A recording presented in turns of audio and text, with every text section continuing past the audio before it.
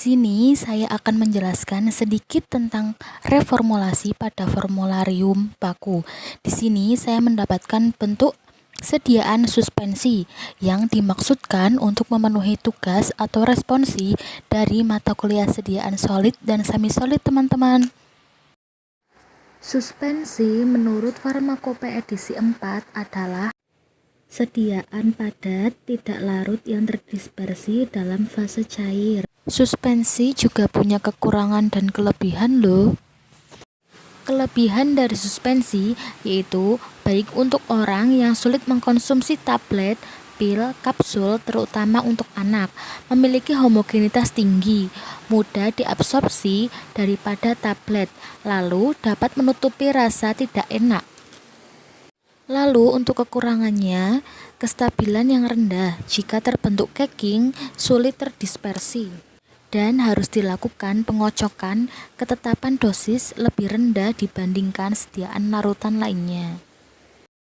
Nah, untuk reformulasi saya menggunakan formulasi baku dari Fornas halaman 27 yang berisi tentang resep standar ampisilin suspensi.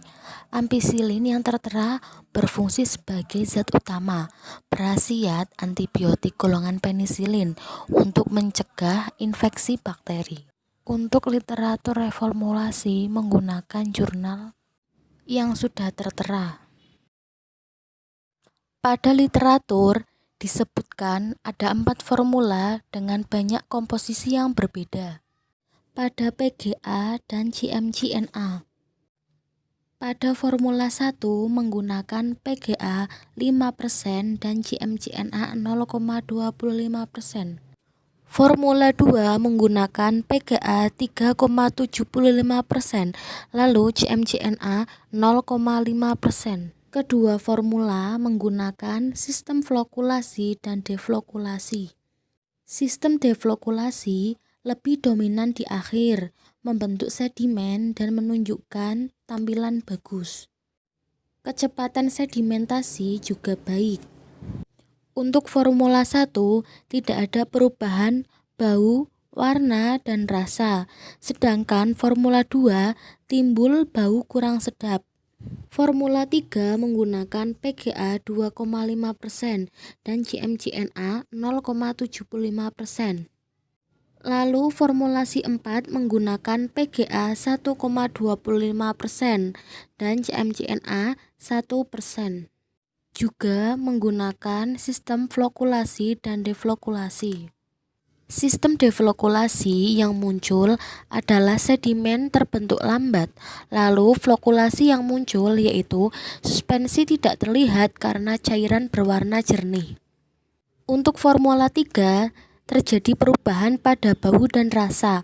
Di formula 4 tidak terjadi perubahan pada bau, rasa, dan juga warna. Dapat dikatakan formulasi 1 adalah formula paling stabil karena menunjukkan tampilan bagus. Terjadinya sedimentasi dengan waktu 0,2318 cm per menit mendekati angka 1 sesuai standar. Tidak timbul bau tidak enak dan tidak adanya perubahan warna. Lalu di literatur standar konsentrasi PGA 5-10%.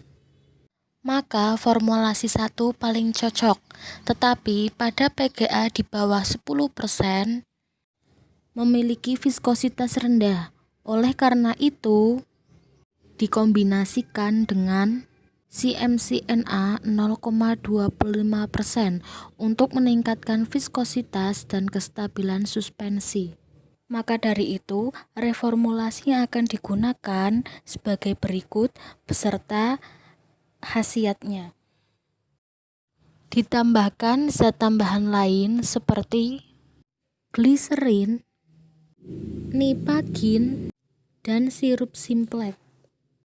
Gliserin berfungsi sebagai pelembab, berbentuk cairan sirup, jernih, tidak berbau, kelarutannya bagus, mudah tercampur dengan air, maka dari itu mudah untuk digunakan.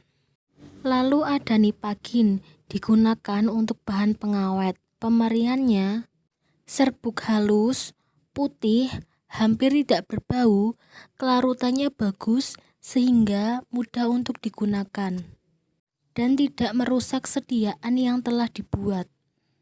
Selanjutnya sirup Simplex.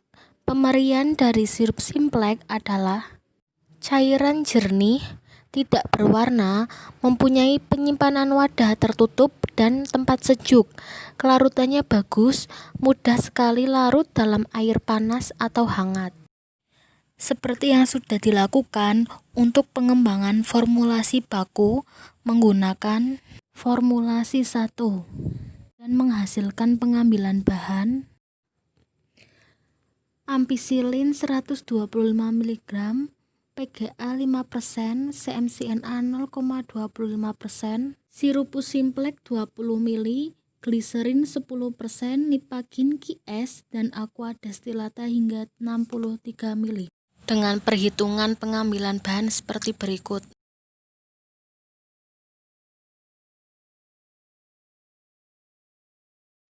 Nah, itu adalah sedikit tentang reformulasi formularium baku yang saya buat. Nah, ini adalah literatur yang saya gunakan untuk membuat reformulasi dari jurnal literatur dan juga buku. Oke, gitu aja ya teman-teman yang bisa aku sampaikan.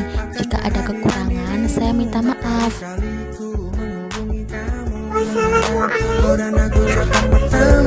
Jujur aku tak sanggup bila kau jauh, terasa berat dan hampir ingin mengeluh. Rasa ini sulit